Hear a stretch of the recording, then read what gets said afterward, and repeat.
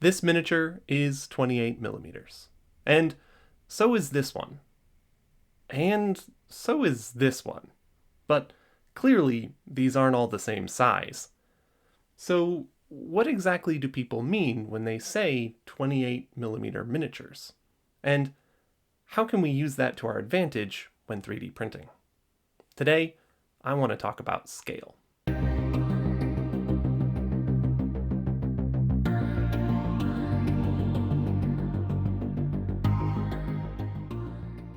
If you're at all interested in miniatures, especially for tabletop wargaming, which, if you're watching this, I'm assuming you probably are, then you've probably heard people use the term 28mm.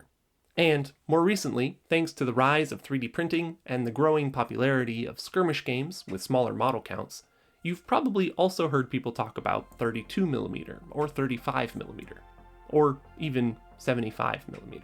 But if you're fairly new to wargaming or trying to sculpt your own miniatures with something like Blender, then it can be kind of challenging to figure out what it actually means and what you should do with that information. So today, I wanted to give you a little bit of background information about scale and what it means, how people talk about it, as well as how we can use it to make our miniatures look better on the tabletop. There are a few different ways that people talk about scale when it comes to miniatures and models, and the simplest and easiest to understand is with a ratio or fraction, something like 1 to 100 or 1/72. With this system, one unit in the miniature space is equal to whatever number in real life. For example, for this X-Wing fighter, which is 1/72 scale, 1 foot in the miniature is equal to 72 feet in real life. This is really useful for things like vehicles and buildings, and when you get to larger things like ships, then it's really the only practical system. But it's certainly not the only one. For example, you might see a letter instead of a number, something like N scale or HO scale. This is usually used for model trains. Different letters represent different scales for the width of the track itself. So, an N scale track is always going to match another N scale track. And since we're talking about trains, the track size determines basically the size of everything else. Personally, I don't know much about train scales because I don't have any model trains myself, but if you're interested in learning more about that, then I recommend the channel N-Scale Dystopia. He makes a lot of really cool post-apocalyptic terrain on his channel, which is useful not only for model trains, but also for miniature wargaming. Now, me personally, I'm mostly interested in figure scales, things like 28mm, 15mm, or 35mm. The basic idea behind these systems is really simple. In 28mm scale, for example, a regular average height person will be 28mm tall. But there are quite a few little quirks. First, since we're measuring to an average height, you're never quite sure if a miniature is a little bit off in scale or just a little bit taller or shorter than your others. Looking at my own miniatures, for example, my Scav captain was originally sculpted to be a little bit taller so that he would stand out more on his ship, but he's technically still 28mm scale. Now, to add to the confusion a little bit, many companies choose to measure their scale from the bottom of the feet to the eye level instead of the top of the head. This is mostly because it would be very difficult to compare two figures if one of them was wearing a hat. For example, a Napoleonic soldier with those big tubey guys. Unfortunately, not every company or sculptor follows the same system, so it can get kind of messy. And you might think that just a forehead's worth of difference is not a big deal, but honestly, sometimes you can tell. Finally, when discussing figures, you also have to consider proportions. A lot of miniatures, especially those designed for wargaming, are what you would call heroic scale, meaning that the heads, hands, and/or feet are a little bit larger in proportion compared to a realistic person.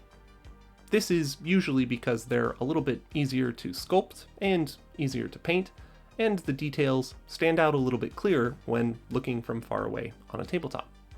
On the other hand, there's true scale, figures with more realistic proportions, which are easier than ever to make, thanks to 3D printing and digital sculpting tools like Blender. For me, since I'm usually working on a large 21-inch monitor, it's actually easier to make more realistic proportions. It's kind of tricky to make hands that look good at this scale when you're zoomed in and 5 inches from the screen. In reality, they both have pros and cons. For me, more realistic proportions look a little better, but they are more fragile and more difficult to paint. So it's always a little bit tricky to decide which one you're going to make. And, of course, if you want something that looks good on the tabletop next to, for example, a Space Marine, then you're not going to want this little skinny dude. That confrontation would not go well. So, to help solve this problem for myself, and hopefully for others, I spent the last week or so playing around with printing at different scales. First, I went ahead and cleaned up one of my old base meshes. I'm planning to start a new faction for my game Spire Seas, so I wanted to make sure that I had a nice, fresh start for that new team. This time, I also made sure to scale up his hands, head, and feet a little bit more than I normally would. They're still not heroic scale, but they're at least not quite as tiny as they otherwise would have been. Once I had all the proportions about where I wanted them, I joined all the parts together and played with the scaling. I used the very scientific method of comparing heights against a stick. As you can tell, for these miniatures, I measured everything from the bottom of the feet to the eye line. This is the same system I used before, and honestly, to me, it really makes the most sense. Once I had them all at the correct scale, I just quickly supported them and printed them out. This round, I made 3 miniatures, one at 28mm scale, one at 32mm, and one at 35mm. These are by far the most common for skirmish games, so that's what I'm focusing on now, but I might print out a few other scales just to see what they look like on the table. To be honest, I was a little surprised by the results. When I first started making miniatures, I tried really hard to make sure that everything was about 28mm in scale, because that's what I heard everyone was using. But standing these two next to each other, it's clear that a 35mm miniature has just more weight and presence to it, and more clear detail. Although, making sure that every pose fits on a 25mm base, which is what I use for my game, might be a little bit difficult. And then, of course, there's the 32mm model, which is right about in the middle. Looks nice, not too big, it's a good little even ground.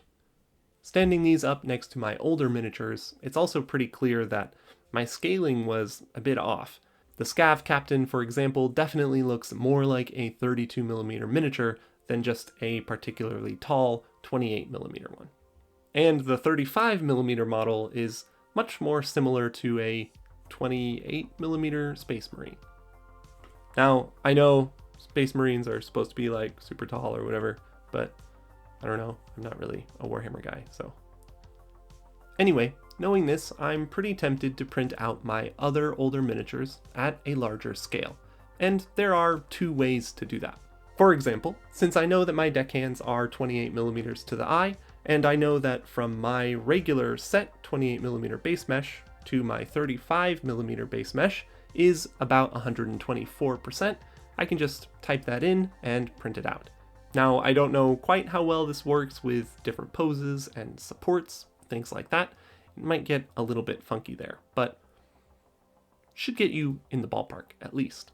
Alternatively, if you get someone else's miniatures and you don't know what scale they're actually at, you can put them in the slicer next to these set ones and either scale them up or down to find a good match, or scale these ones up and down until it works. Oh, and by the way, all of these little sample guys are available for free over on my mini factory, both supported and unsupported. So I encourage you to print them out and see which size you actually like the best, and which size works with the rest of the miniatures you own. Or if you're sculpting your own miniatures, then you can use them to figure out what scale would work best for what you're making. As for me, I'll probably play around a little bit more with some different scales, maybe even some extra large miniatures, once I finish my next model, which I'll be working on this weekend in my next live stream. So if you're free and want to stop by and hang out or give me some suggestions, then feel free to join me this weekend, Saturday night, Sunday morning, depending on where you live. But in the meantime, if you'd like to know more about how to start making your own base meshes, you can check that out right over here. Thanks for watching, and I'll see you next time.